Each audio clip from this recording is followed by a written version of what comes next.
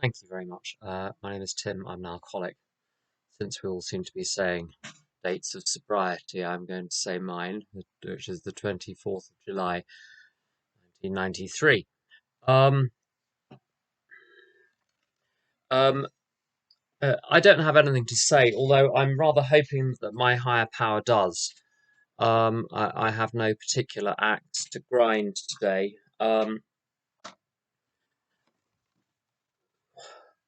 What I'm put in mind of listening to that reading is Dr. Bob making all of his amends on day one of sobriety.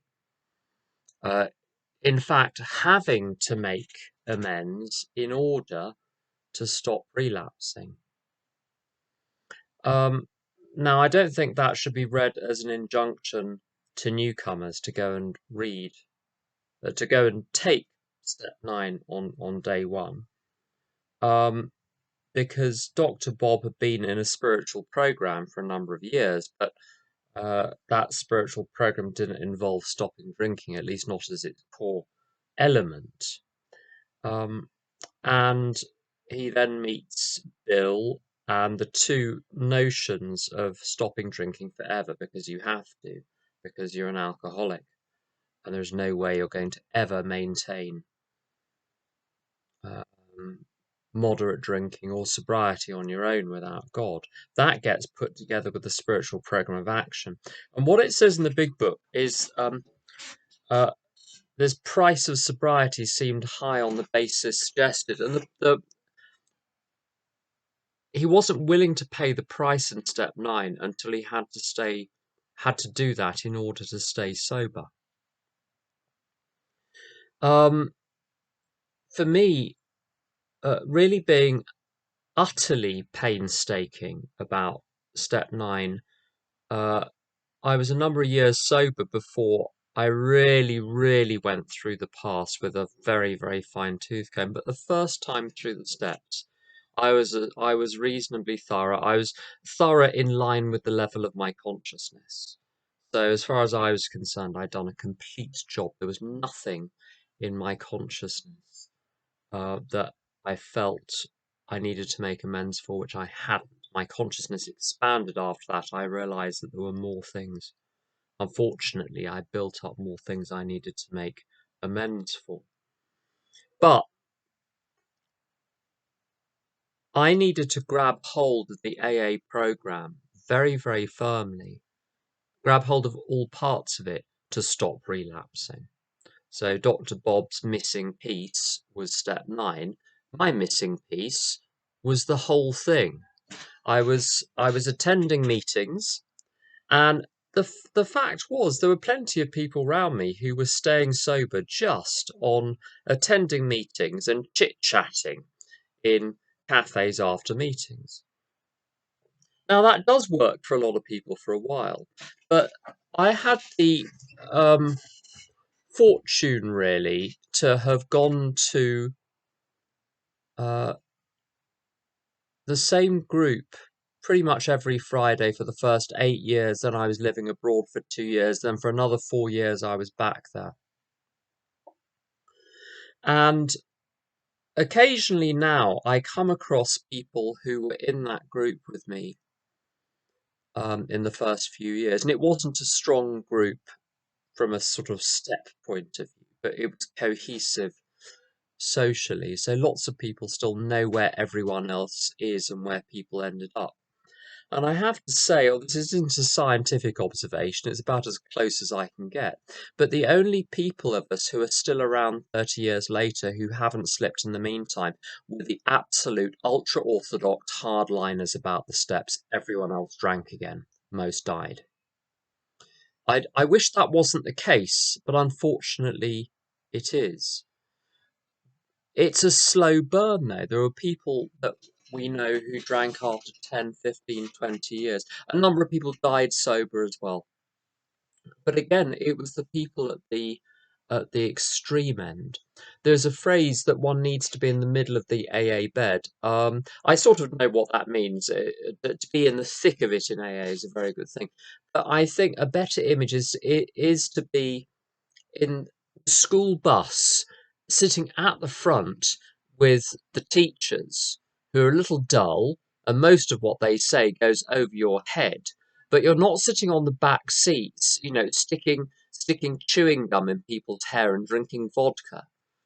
Um, I think to be successful in AA, one has to be. This is very unpopular thought. So if you don't like unpopular thoughts, then block your ears now. I think one has to be a little bit of a goody two shoes. One has to want to do it properly. Um, I know someone that always, whatever they share, is a lovely person. Whatever he shares, he says, "I'm so glad this program is only suggested." And I thought, I don't know what possible benefit that is. The reason it's suggested is because the authors don't want, they're not in a position to force me to take steps, but they do beg, which is not far from forcing, frankly. We beg of you to be fearless and thorough. And we suggest this program. In other words, we offer it to you. We have no sanction against you if you refuse to do it or stop halfway through. But John Barleycorn will have a sanction against you. You get turned over to the other side. The police force in AA is not from within AA. It is alcohol. Uh, dare I even say, in all its forms, and I don't just mean ethanol, the other things which have a comparable effect and certainly back. Now, the point of all of this, it sounds like I'm swerving all over the place and saying nothing about step 9. In fact, this is entirely about step 9, because in step 1, I recognize unless I form a relationship with a higher power, which is a working relationship, it's not one of God being Santa Claus. It's one of me serving God. Uh, unless that happens, I'm not going to stay sober. And I have a working relationship with God. My life, frankly, is the working relationship with God.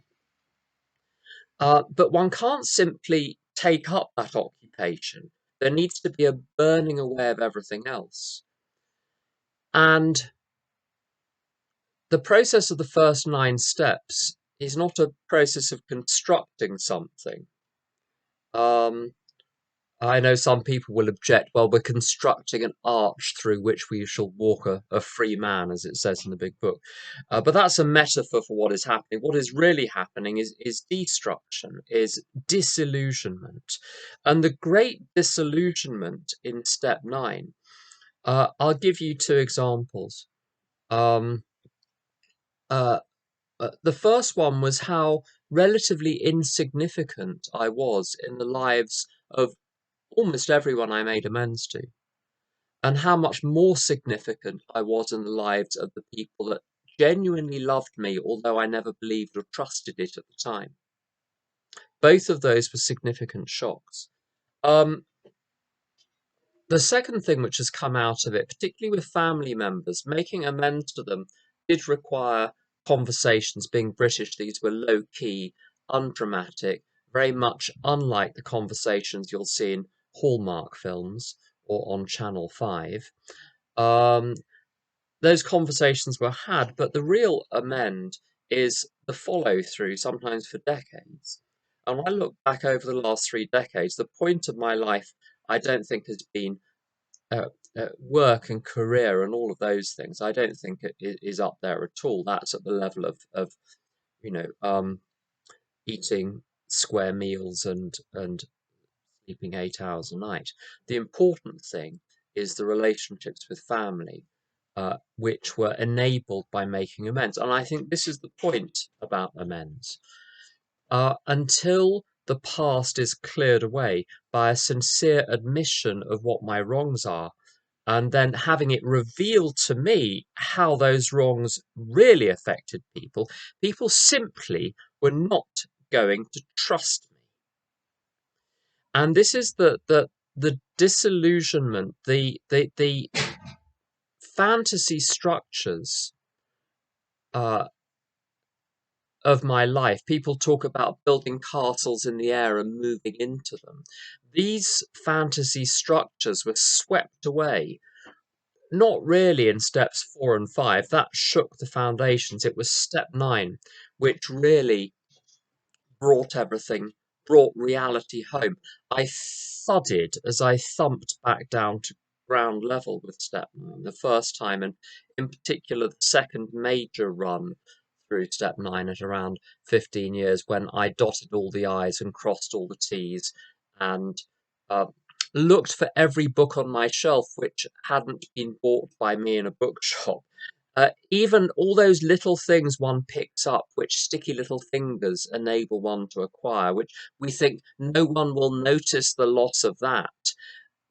Finding all of those items and returning them, all the little damages I'd never paid for, the slights, the anything that I might conceivably have done to harm someone, I went back and made amends for. And step 9 is a little bit like open heart surgery. It feels as though your heart is literally coming out of your body making some of these amends. I remember one of them. Uh, uh, I hope there's no. Is there anyone here called Cat? Well, I've already let the cat out of the bag. But there isn't an actual Karen here, I don't think. But you know the theme of the rather unfairly. Uh, Well, Karen is used to describe the difficult customer. Well, I was one of those difficult. I out-Karened any actual Karen in the world, and I had to make a series of amends to shops where I'd misbehaved and gyms where I'd misbehaved self-righteously.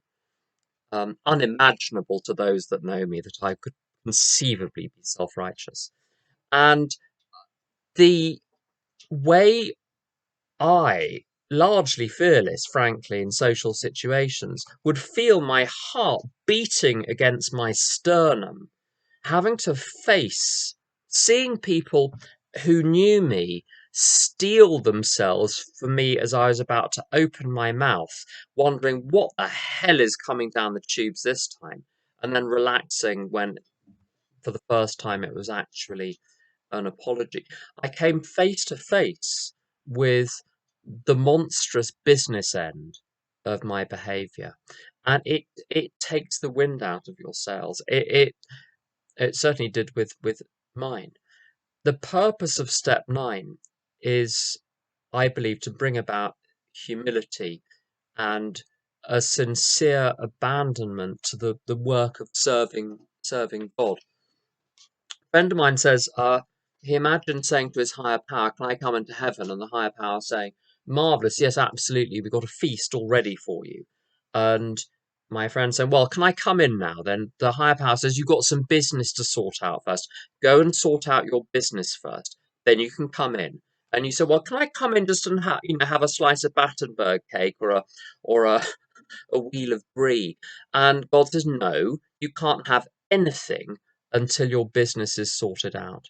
And the business which needed to be sorted out in the first 9 steps is to withdraw my blueprint for the universe, which was the basis for all of my resentments. No blueprint, no resentments. To have resentment means that I've compared your behavior to my blueprint and found it wanting. The blueprint had to go. The second thing was to admit my faults to another person, and the third thing was to make amends in step 9. And the test, I think, if one is not acting out in other addictions and compos mentis and not drugged in any way, the test of whether step 9 has been complete is whether one wakes up to uh, an awareness of the suffering of others so profound and so complete, one can't in all conscience go back to living for oneself. If that awakening doesn't happen, I don't know what I don't know what else I don't know, I wouldn't know what to throw at the problem, because for me that was what did it. Whenever I, as my ego regularly prompts me to do, attempt to segue or sashay or sidle back into a more materialistic way of living, my fingers get burnt immediately. It's as though what was a pleasant environment for years has become utterly toxic. So one shouldn't take step nine lightly. If it's taken thoroughly, it will, in my case, and I've seen it happen with others, utterly transform your life. Um, uh, in two ways. Firstly, or I'll do secondly, the new basis of serving God becomes the point of one's life. But the first thing it will do, I think, is guarantee sobriety if that state of grace is maintained by not building up new amends to make, and if one needs to make them, making them promptly. So if you didn't know what step nine was before that, you'll be none the wiser now. But I've run out of time, so I'm going to stop. Thanks.